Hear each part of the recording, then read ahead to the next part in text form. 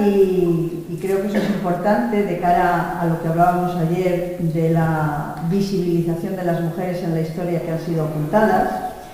He de decir que es licenciado en Historia del Arte, es máster en redes sociales, es doctor en Historia del Arte, tiene una experiencia profesional extensísima, ayudante de dirección de la Galería Daniel Cardani, creador de contenido, redactor en InfoArte, revista digital de arte, es una revista digital cultural.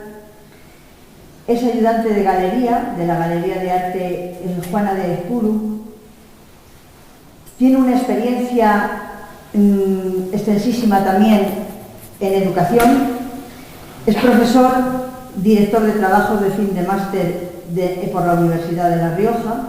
Por lo tanto, hace orientación de alumnos y seguimiento y evaluación de sus trabajos fin de carrera y de máster de escritura creativa y gestión de emprendimiento y de proyectos culturales. Y bueno, yo diría que un largo etcétera. En sí. Todo caso, destacar una cosa que me ha sorprendido mucho, que es un trabajo sobre el exilio de los escenógrafos republicanos españoles en México. O sea, me parece especialmente relevante este trabajo y por eso también lo saco de todo el resto de trabajo, ¿no? Ha publicado varias obras, unas cuantas obras. Novelas como La Reina de los Mares del Sur, que tenemos creo que por ahí, Ávila Dolas, Crónicas del Edén, La Dama Púrpura, que es una novela histórica, Te amaré todas las vidas, La memoria del tiempo, El libro eterno, La ciudad vertical. Yo quiero agradecerle que con sus conocimientos, con su bagaje, esté hoy con nosotros y podamos disfrutar de sus conocimientos, de su profesionalidad en un tema que nos trae en torno al 8M, que es la visibilización y poner en valor las mujeres que a lo largo de la historia han desempeñado papeles importantes pero no han sido reconocidas, y yo creo que él es la persona, una de las personas, supongo habrá más, pero una de las personas más adecuadas, y creo que un lujo para nuestra ciudad de Arévalo que tengamos aquí a Javier Pozas. Gracias, Javier, y cuando quieras.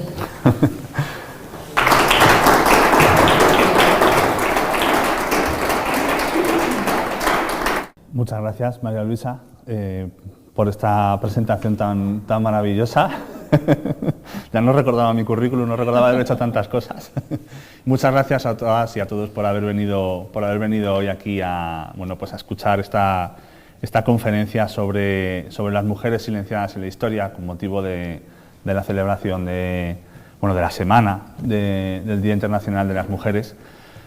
Muchas gracias a Rosy por haber participado en toda esta gestión, y muchas gracias también al alcalde y sobre todo a los que estáis aquí, que es, para mí es un honor y es un placer poder compartir este ratito con vosotros y con vosotras, y poder hablar de un tema que a mí me apasiona y que sobre todo pues estoy desarrollando en mi faceta literaria en los últimos años como novelista de novela histórica, que es un poco por lo que estoy aquí realmente, porque cuando Rosy y María Luisa me comentaron la oportunidad de venir aquí a dar una conferencia, la idea era partir un poco de La Reina de los Mares del Sur y La Dama Púrpura, que son dos novelas históricas protagonizadas por mujeres que pues no han corrido la suerte crítica de la población en general que quizá merecieran o han merecido. Yo tampoco quería dedicar una hora o 3/4 de hora o lo que vaya a durar esta conversación, porque me gustaría que también, si tenéis alguna pregunta o tenéis algún comentario, lo podáis hacer sobre la marcha. Tampoco quería centrarme en mis novelas.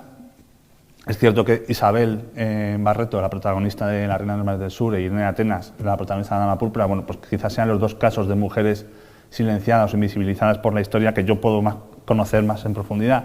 Pero no quería tampoco aburriros con las novelas y pues me puse a preparar una charla un poquito más amena, hablar de otras muchas mujeres, tampoco centrarme en mujeres que han salvado el mundo, que las hay, sino en un aspecto un poco que nos pueda parecer más entretenido a todos.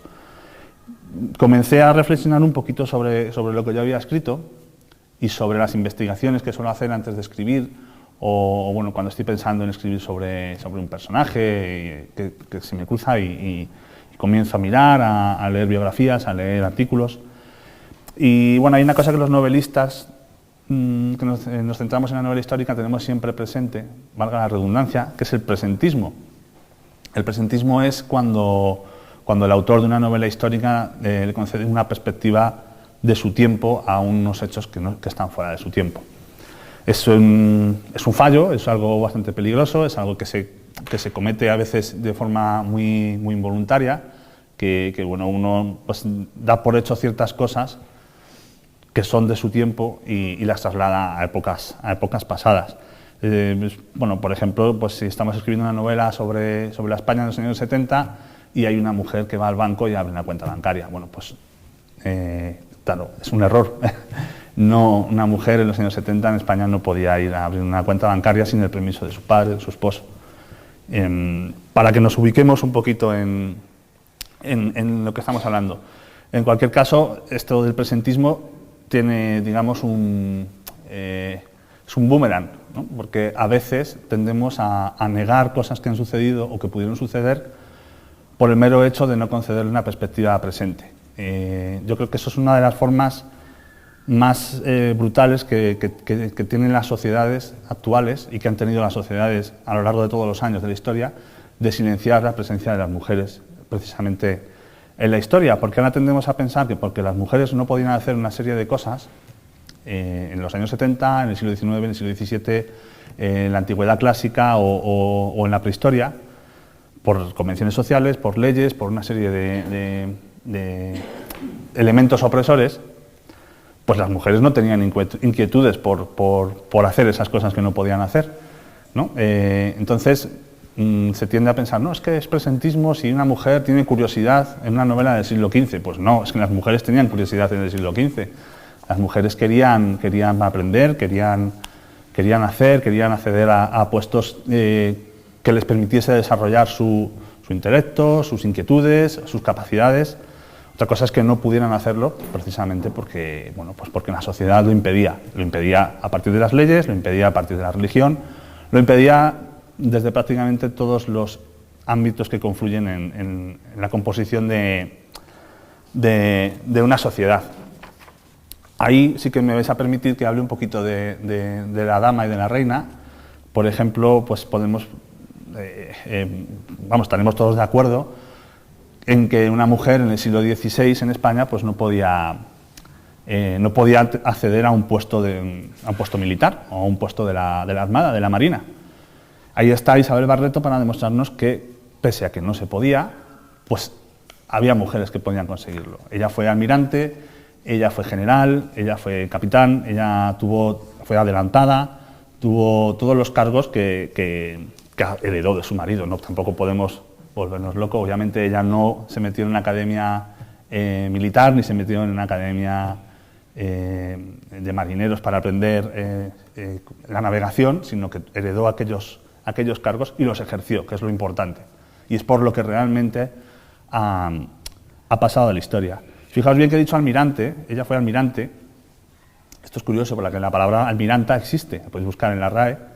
La palabra almiranta significa la nave, el barco en el que viaja el almirante o la esposa del almirante. Entonces ella fue almirante, no almiranta. Pese a que en su momento, en el siglo XVI, la palabra almiranta era válida. De hecho, en la crónica que hay sobre el viaje de Isabel Barreto que aparece en la novela, se habla constantemente de la nave almiranta, la nave almiranta, la nave almiranta. Pero ella es almirante porque no existe la palabra almirante, el cargo de almirante asociado a una mujer. Es curioso, estamos en en el año 2023 y sigue siendo así. Con Irene de Atenas sucede algo parecido. Ella, fue primero emperatriz y después fue emperador.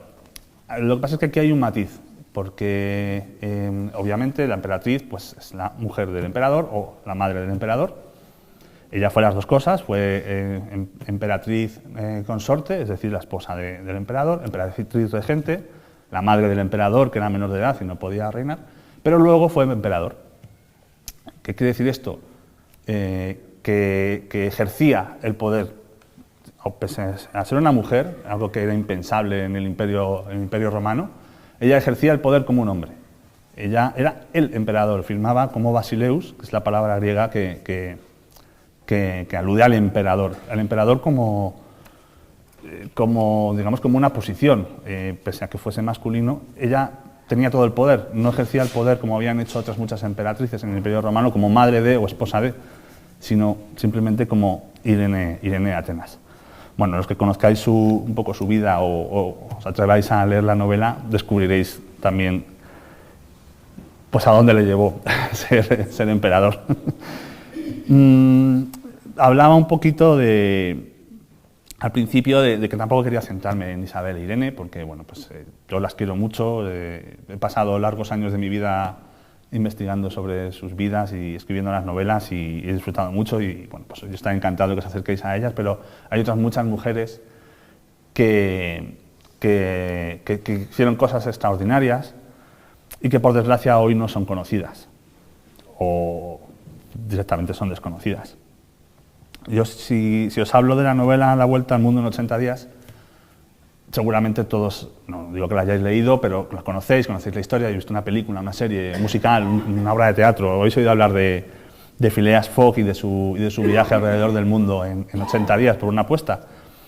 Pero lo que casi nadie sabe, esta novela se publicó en 1800, por aquí apuntado, 73, novela de Julio Verne, novela de ficción. Lo que poca gente sabe es que 16 años después, una mujer, digamos que aceptó el reto de Phileas Fogg y se dispuso a batir el récord de los 80 días de la ficción, de la novela, pero en la realidad. Una mujer que se llama Nellie Bly, que era periodista, es una mujer también con una vida apasionante y extraordinaria. Os aconsejo que si tenéis un momento que busquéis, aunque sea por internet un poquito, porque es interesantísimo. Ella es una de las primeras o de los primeros periodistas de investigación encubierta. Fue también uno de las primeras periodistas de guerra en la Primera Guerra Mundial. Pero bueno, para lo que nos atañe en este caso, ella trabajaba para el New York World, un periódico dirigido por Joseph Pulitzer, y le propuso a los editores hacer este viaje y, bueno, pues por medio de teletipos, porque estamos en el siglo XIX y no había los medios, obviamente, que hay hoy en día, pues ir retransmitiendo un poco su viaje.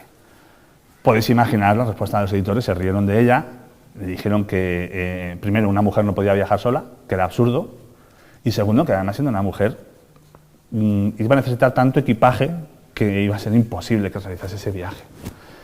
Ella respondió que si ellos no financiaban su viaje, pues iría a otra publicación y lo haría con otra publicación. Entonces, bueno, pues Joseph Pulitzer debió de pensar que ahí había una historia y finalmente accedieron.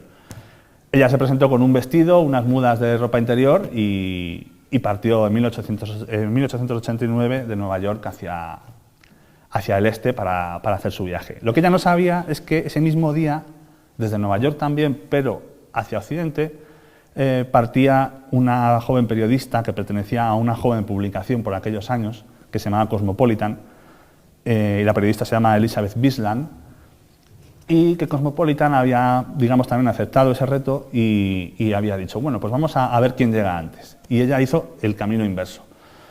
Bueno, la historia es que Nellie Bly, al pasar por Francia, visitó en Amiens a Julio Verne, le contó lo que estaba haciendo.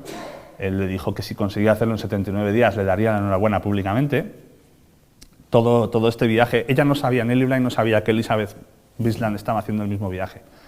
Pero toda esta aventura se retransmitió en los periódicos, levantó muchísima expectación, muchísimo interés. La gente estaba ávida de saber qué estaba sucediendo con estas mujeres. 72 días después, Nellie Bly llegó a Nueva Jersey, batiendo el récord de la novela de ficción. 76 días después lo hizo Elizabeth Bisland. Hay rumorología, leyendas de que hubo juego sucio entre los editores, obviamente, pero bueno, el caso es que dos mujeres viajaron solas completamente y recorrieron el mundo a finales del siglo XIX, cuando bueno, pues ser mujer era aún mucho más difícil de lo que es hoy en día. Es algo extraordinario, como decía antes, no voy a hablar de, bueno, salvaron el mundo, no, es algo bonito, es algo divertido, es algo extraordinario, es algo maravilloso, es algo que nadie conoce prácticamente, es algo que ha quedado muy olvidado. Nellie Bly, poco después de este viaje, se casó con un millonario, abandonó el periodismo, el millonario murió, llegó la crisis, ella también dejó de ser millonaria, volvió al periodismo, cubrió las noticias de las sufragistas de comienzos del siglo XX y después, como os había dicho antes, bueno, pues fue periodista de guerra en el frente oriental de la Primera Guerra Mundial. Una mujer con una vida extraordinaria, una vida emocionantísima, que muy poquita gente conoce, por desgracia, porque otra de las formas que tenemos de borrar a las mujeres de la historia es el olvido. Parece que cuando una mujer realizaba algo, bueno, pues maravilloso, ¿no? Bueno, superó a la ficción, fue la primera en hacerlo. Bueno, pues era mejor un poco como bueno, ya ha pasado, ¿no? Ya, a veces es algo involuntario, no digo que esto sea algo consciente, es algo más bien estructural de las sociedades bueno, patriarcales y en las que estamos todavía. Hay otras formas de silenciar a las mujeres en la historia y aparte de esta que hablamos del olvido. Otra es el nombre, ¿no? Hay una mujer española, se llama María Lejárraga, María de la O Lejárraga, que seguramente muy poquitos conoceréis y yo prácticamente también desconozco o desconocía hasta que me acerqué un poquito a su mundo. A lo mejor os suena un poquito más es el nombre de Gregorio Martínez Sierra, que fue un importante editor y director teatral a comienzos del siglo XX en España, la edad de plata de la literatura española. Él dirigió muchas obras de teatro que escribía él o que publicaba él bajo su nombre. Se publicaron libros, relatos, novelas bajo su nombre, pero las escribía su mujer, María de la O Lejárraga. Lo que pasa es que, claro, pues no... Una mujer, un libro escrito por una mujer no iba a tener el mismo alcance, una obra de teatro escrita por una mujer no iba a tener el mismo alcance, ¿no? Por eso ellos decidieron, o él decidió, que se publicarían bajo su nombre. En los años 20 más o menos se divorciaron, siguieron un poco con este juego, pero cuando murió Gregorio Martínez Sierra, pues ella reclamó los derechos de las obras porque tenía que comer y ese trabajo lo había realizado ella, vamos. Hubo, pues podéis imaginar, bastante polémica. Los siguientes libros ella los escribió bajo el nombre de su nombre, ¿no? María, pero Martínez Sierra, claro, los apellidos de su marido. Y bueno, con el tiempo se ha terminado reconociendo que la mayor parte de estas obras las escribió ella, o por lo menos eran colaboraciones, y se ha terminado concediendo en círculos literarios, en círculos más centrados en la historia, que María de la O Lejárraga fue una gran literata. Lo que pasa es que quedó completamente silenciada y oscurecida bajo el nombre de su marido. A ella, como en el siguiente ejemplo que os voy a poner, bueno, quizá lo que le queda es el pequeño consuelo de que seguramente en sus círculos cercanos la gente sabía que era ella quien escribía los libros, como en el siguiente ejemplo os contaré. Como una breve anécdota sobre María Lejárraga, ella en el año 1551 escribió un cuento para niños que se llamaba Merlín y Viviana, que trataba sobre un perrito que se enamoraba de una gatita así muy coqueta. Lo contrató una traductora, lo tradujo y se lo envió a Walt Disney. Walt Disney tuvo el manuscrito un par de meses, se lo devolvió, le dijo que no le interesaba. Y 4 años después, en 1955, Walt Disney estrenaba La Dama y el Vagabundo, que era exactamente la misma historia, solo que habían cambiado a la gatita elegante pues por la perrita que todos conocéis. Ella comentó el plagio, pero nunca lo denunció porque sabía que no tenía ninguna posibilidad, ya no solo por el hecho de ser mujer, sino por tratarse de un gigante como Walt Disney. El siguiente ejemplo que os traía y que os decía que a lo mejor también los círculos pues, conocían y podían reconocer los círculos más cercanos podían reconocer su valía, es Gerda Taro, que es posible que tampoco suene mucho el nombre, aunque es verdad que en las últimas décadas se ha ido recuperando un poco su obra. Quizás si os suene más el nombre de Robert Capa, y quizás si os hablo de una fotografía sobre la Guerra Civil Española, en la que hay un miliciano al que han disparado y está cayéndose hacia atrás, pues seguramente tengáis todos la imagen en la cabeza. Robert Capa era un sobrenombre que tenían pues Gerda Taro y su pareja, y los dos trabajaban, eran fotoperiodistas, iban a conflictos, realizaban fotografías y luego las vendían. Lo que pasa es que Gerda Taro trabajaba bajo el seudónimo de su pareja, que ni siquiera era su nombre, no se llamaba tampoco Robert Capa. Solo en los últimos, como decía, entre las últimas décadas se ha reconocido su valor, se ha invertido en investigación para conocer realmente cuáles podían ser fotografías suyas, cuáles podían ser fotografías de su pareja. Pero por supuesto, durante todo el desarrollo de su trabajo, ella estuvo siempre a la sombra de su pareja, nunca tuvo el reconocimiento que tuvo su pareja. Podéis ir al Museo Reina Sofía, hay un montón de fotografías de Robert Capa. Y bueno, como decía, solo últimamente se está intentando recuperar y restaurar el nombre de Gerda Taro, igual que sucedía con el de María Lejárraga. Hay otras mujeres que ni siquiera pudieron tener ese pequeño consuelo de que sus entornos pudieran conocer que ellas eran las autoras pues en el caso de Gerda de las fotografías, en el caso de María de las obras de teatro y las novelas. También, si os digo el nombre de Margaret King, a lo mejor tampoco suena mucho. Los cuadros de Margaret King se vendían en Estados Unidos en los años 60 por unas cifras alucinantes, a los máximos, a la jet set estadounidense. Retrataba a la familia Kennedy, retrataba a Sasha Gabor, a la familia de Jerry Lewis. Los retrataba por fotografía, por supuesto, porque ella era una mujer y nadie sabía que quien pintaba esos cuadros era una mujer. El bueno de Walter King, su esposo, era un agente inmobiliario que tenía bastantes dotes de marketing y era, bueno, más o menos aficionado a la pintura.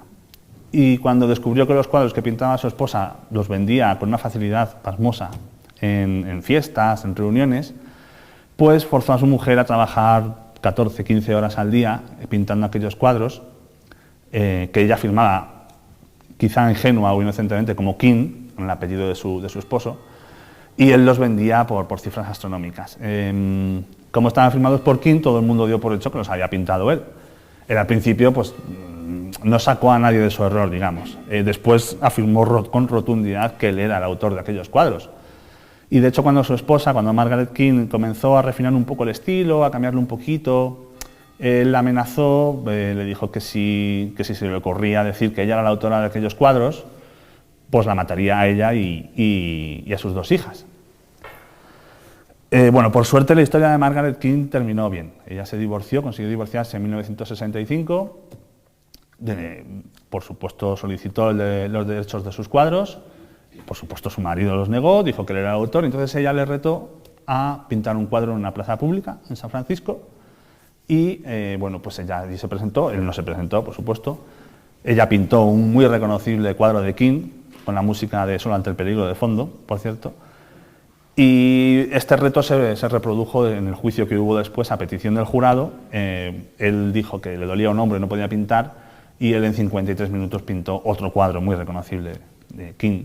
Entonces, bueno, pues al jurado no le quedó más remedio que darle la razón a ella. Ella obtuvo el derecho de aquellos cuadros. Son estos retratos con los ojos muy grandes, que son también bastante reconocibles. Y bueno, si es verdad que en su momento ella no tuvo el reconocimiento, durante muchos años pintó en jornadas maratonianas para que su marido se enriqueciese, para que su marido estuviese de fiesta con la jet set, finalmente ella recuperó, digamos, su dignidad y bueno, murió el año pasado. Tanto es así que recuperó su dignidad que Tim Burton le dedicó una película que seguramente habéis visto, que se llama Big Eyes. La violencia es pues una de las fórmulas más deleznables que hay de silenciar a la mujer en la historia, ¿no? En este caso no salió bien, afortunadamente. Afortunadamente la violencia no llegó a su fin. La violencia puede ser ejercida, puede ser amenazada, como en este caso, pero siempre tiene ese valor o esa intencionalidad de negar, de destruir, de oscurecer, de ensombrecer, de silenciar. Y es la fórmula, como decía, seguramente más deleznable. En el caso de Margaret King tenemos la suerte de conocer el caso.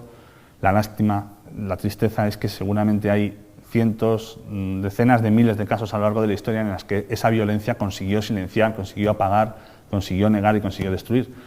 Nunca sabremos todos esos casos.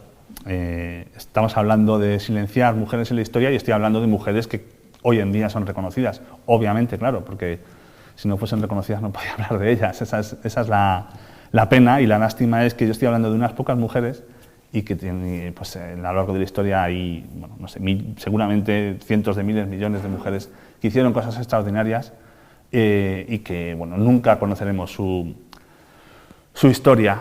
El siguiente caso también habla de violencia. Este es un nombre seguro que sí que os suena, es Artemisia Gentileschi, es una pintora de comienzos del siglo XVII, una pintora italiana, hija de Horacio Gentileschi, un importante artista también de aquella época. Ella fue de todos sus hijos el mejor pintor, de todos sus hijos el alumno más aventajado. Tanto es así que con 17 años pintó un cuadro maravilloso con el motivo de Susana y los viejos. Bueno, no sé si lo sabéis, Susana y los viejos es un tema muy representado en el Renacimiento y en el Barroco. Es un tema bíblico en el que una joven judía está tomando un baño y es sorprendida por dos viejos que bueno, pues intentan seducirle, le proponen mantener relaciones sexuales, ella los rechaza y entonces ellos la denuncian por adulterio y es condenada a morir apedreada, lapidada. Y bueno, solo la intercesión del profeta David consigue salvarla. El caso es que era un tema muy representado en aquella época porque permitía a los pintores representar la figura de una mujer desnuda. Me diréis, claro, los desnudos en el Renacimiento necesitaban una base temática al menos, ¿no? Por eso se pintaba tanta mitología, porque permitía pintar a mujeres desnudas.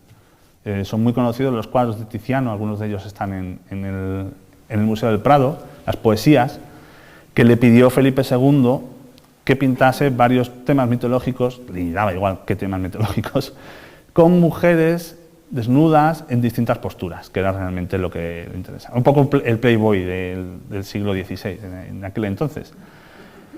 El caso es que los pintores, hombres, digamos que precisamente en este cuadro, en esta composición de Susana y los viejos, de una mujer, digamos, violentada, atacada por dos hombres, pues representaban a una mujer que sí, que se tapaba, pero bueno, como que se dejaba un poco, ¿no? Como que seducía un poco, como que no estaba tan incómoda como una pobre mujer que iba a ser lapidada precisamente por negarse a mantener relaciones sexuales. El cuadro de Artemisia Gentileschi, al revés, nos muestra una Susana pues temerosa, pues una mujer que va a ser violentada. Ella lo podía imaginar bien. Digo imaginar en aquel momento que tenía 17 años, porque un año después ella fue violada por un pintor amigo de su padre,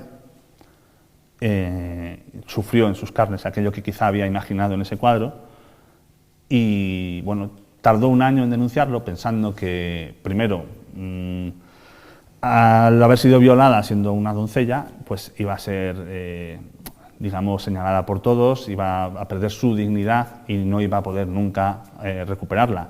Segundo, su carrera como pintora, después de denunciar a un pintor reconocido, se iba a acabar, por supuesto. Y todo eso en el caso de que alguien la creyese. Bueno, por suerte su padre la creyó, le denunciaron a este señor.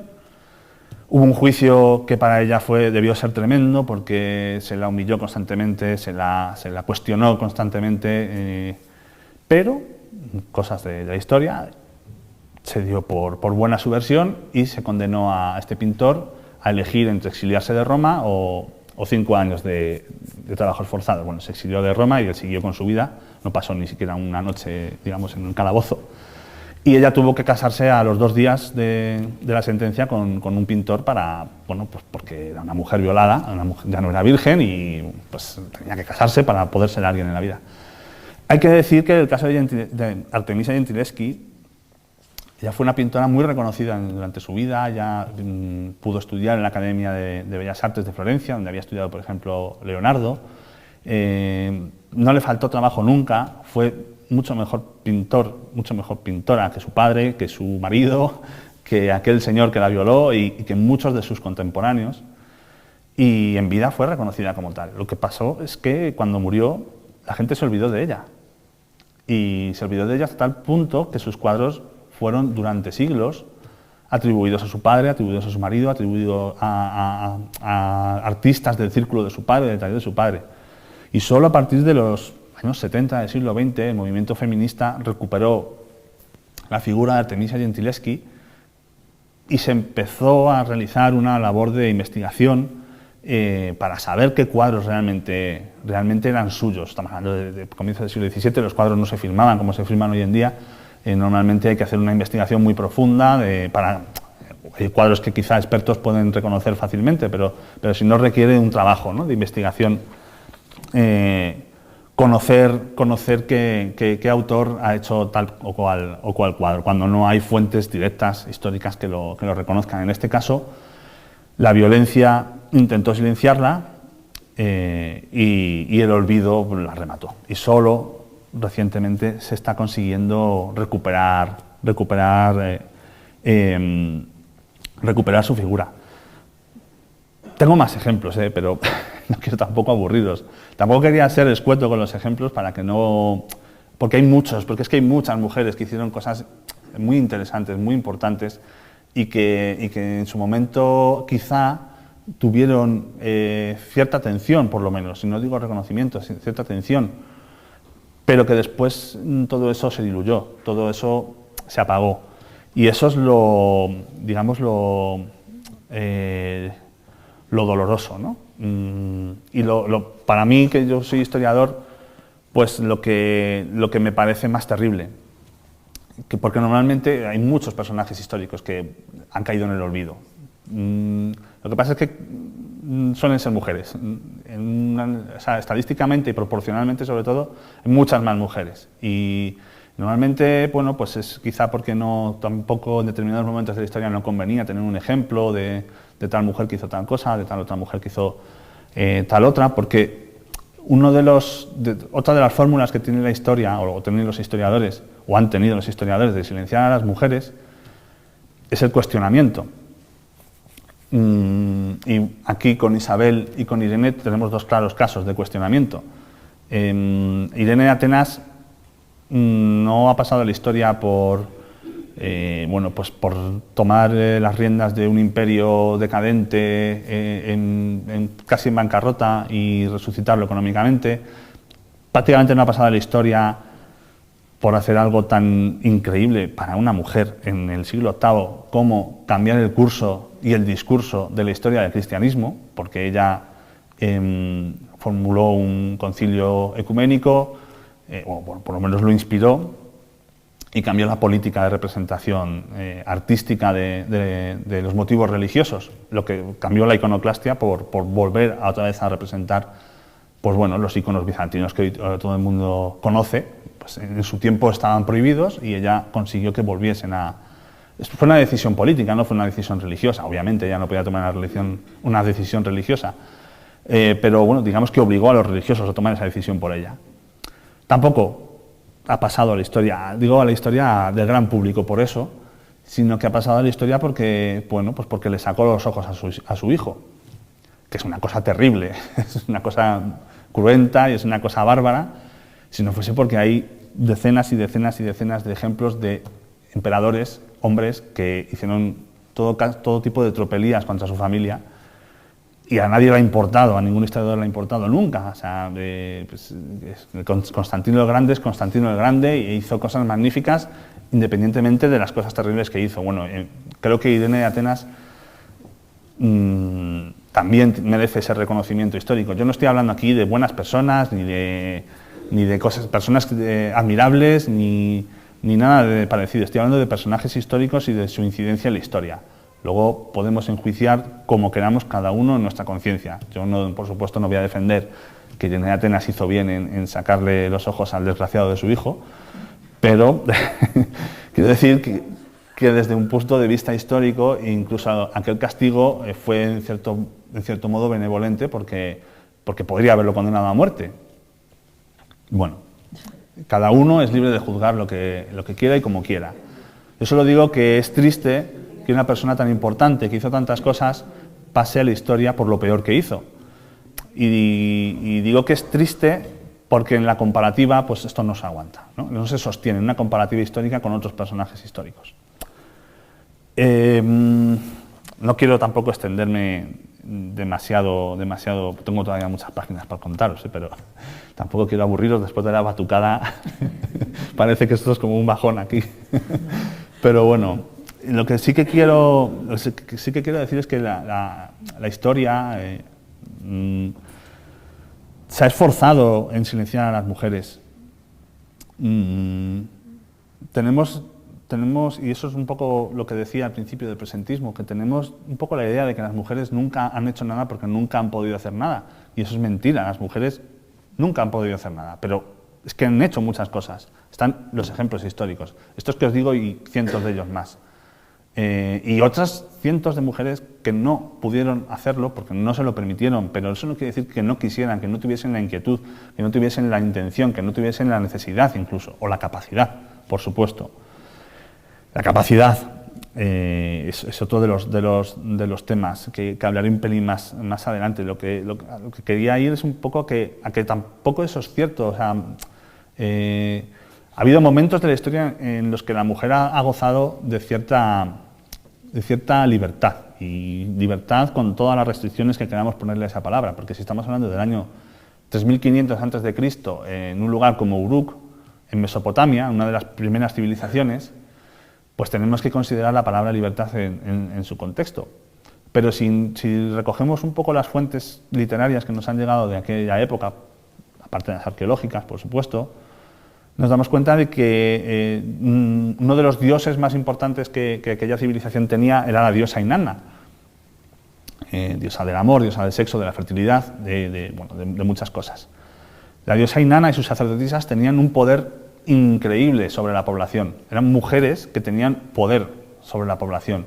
Tenían una libertad, vuelvo a incidir, que no es una libertad como la que podamos considerar hoy en día, pero en comparación, una libertad, tenían capacidad, por ejemplo, para tener posesiones, propiedades, algo que parece mentira, pero es muy reciente, en sociedades occidentales y democráticas, es muy reciente. Tenían libertad sexual, tenían unas libertades que fueron perdiendo poco a poco. Esta misma diosa Inanna, 2000 años después, ya con la cultura babilonia en el máximo esplendor, se llamaba Istar, ya no era lo mismo, ya no tenía el mismo poder, ya las sacerdotisas ya no tenían la misma capacidad de influir sobre la gente, se habían convertido en prostitutas rituales, pero ni siquiera en aquel entonces era el mismo tipo de ritual que 2000 años antes en el tiempo. Es muy curioso que de esa época de Uruk tenemos una de las primeras fuentes literarias que existen en la humanidad, que es el poema o la epopeya de Gilgamesh, que básicamente cuenta la historia de este señor, de este rey Gilgamesh, pero hay una pequeña información que a veces a la gente se le pasa un poco por alto, y es que ahí se cuenta cómo se civiliza a una persona, ¿no? Hay una diosa que crea un hombre, lo suelta allí en la estepa, el hombre llega a un bosque y se pasa la vida rodeado de animales y se convierte en una bestia. Como es hijo de un dios, pues llega un momento en el que la ciudad de Uruk necesita de este hombre y envían ¿a quién? A una sacerdotisa de la diosa Inanna para que lo civilice, para que lo transforme de bestia en humano, en persona, en ser social, en ser civilizado. Estamos hablando de quizá una de las primeras ciudades de la historia. Es una mujer el elemento civilizador. No nos podemos quedar con la anécdota, ¿no?, de cómo lo civiliza. Si queréis leerlo, es una cosa bastante... Bueno, no quiero... hay menores delante, no quiero hablar de ello, pero no nos quedemos en eso. O sea, vayamos a la parte metafórica. Es una mujer la que sirve de elemento civilizador.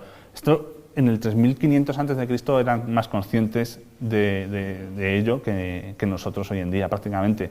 Y es que tendemos a pensar que la mujer no ha tenido capacidades, o nos han enseñado que es el sexo débil, que no es fuerte físicamente, durante siglos ha sido débil espiritualmente, moralmente, por supuesto. Era pues Eva, ¿no? Era la mujer que se dejaba tentar, la mujer era lasciva, no se la podía dejar sola con un hombre, era la culpable de todo prácticamente, ¿no? Era Eva. Pero bueno, pues también es que la historia pues la escriben determinadas personas y nos terminamos quedando con esa perspectiva y la prehistoria durante mucho tiempo la escribieron pues determinadas personas y esa forma de hacer historia pues se hacía de un determinado modo muy poco científico.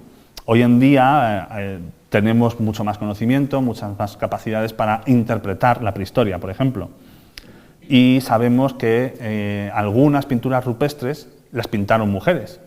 Gracias a análisis de ADN se ha descubierto que había mujeres que pintaban en los muros, en los techos de las cuevas.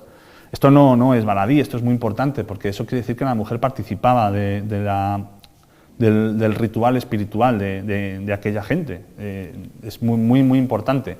También se interpreta hoy en día que aquellos cazadores que se dibujaban en las cuevas, muchos eran mujeres, muchas eran mujeres. Las mujeres cazaban, las mujeres pasaban horas moliendo trigo, las mujeres eran fuertes, eso también los restos arqueológicos lo demuestran.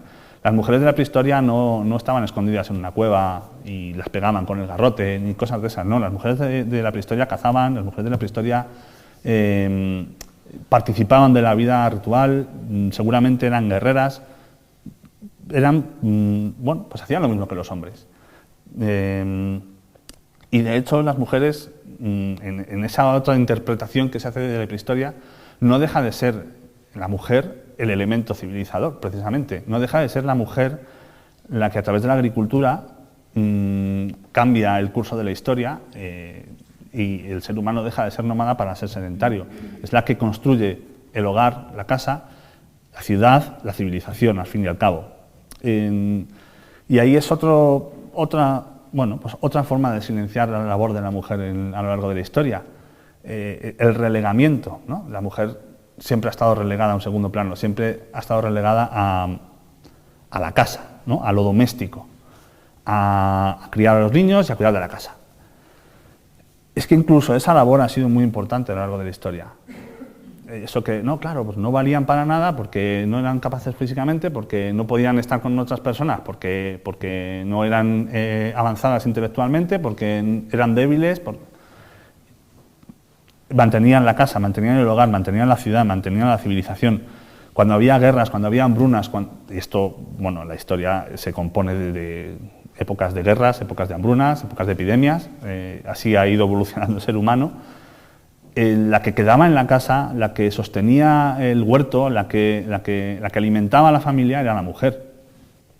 Esto es una labor que los historiadores durante siglos han dejado siempre, bueno, pues fulanito era rey de no sé dónde y hacía esto y fue con sus caballos y conquistó esto, pero su ciudad seguía sosteniéndose. Cuando volvía no encontraba allí una ruina, no. Estaban las mujeres manteniendo aquella ciudad, estaban las mujeres manteniendo la civilización, lo que quedaba realmente de civilización.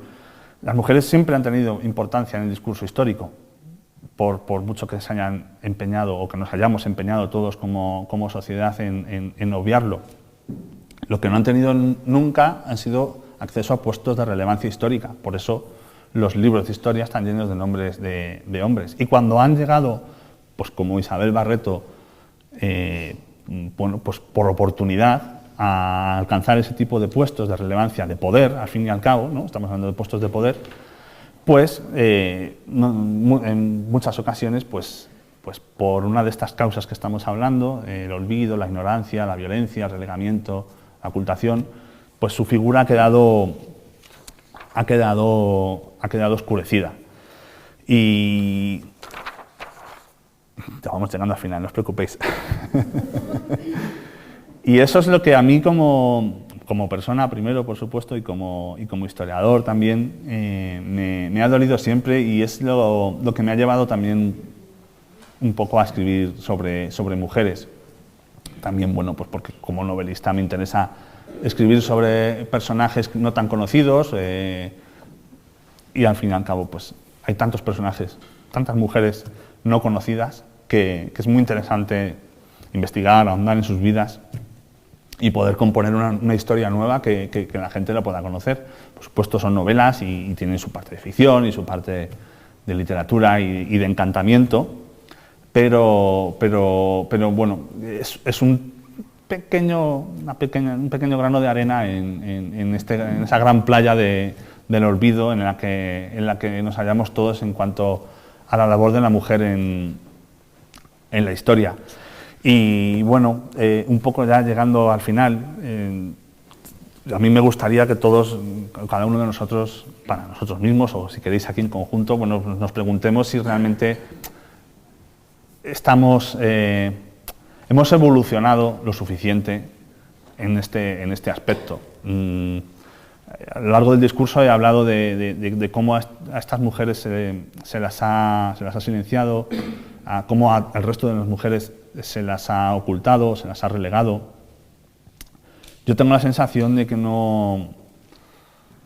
igual que había mujeres que pese a las normas, a las leyes, a las convenciones sociales, a la religión, eran capaces con oportunidad, por supuesto, no todas las mujeres tenían oportunidades, de romper esa barrera, ese techo de cristal que se dice hoy en día, y llegar a puestos de relevancia.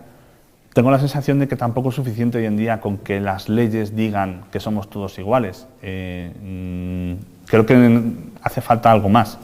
Creo que, bajo mi punto de vista, hemos evolucionado muchísimo. Por supuesto, hemos conquistado cientos de derechos, pero creo que todavía nos queda muchísimo por hacer, que haríamos muy mal en darnos con un canto de los dientes y decir ya está todo hecho, ya somos todos iguales, vivimos en una democracia, por supuesto, y aquí paz y después gloria.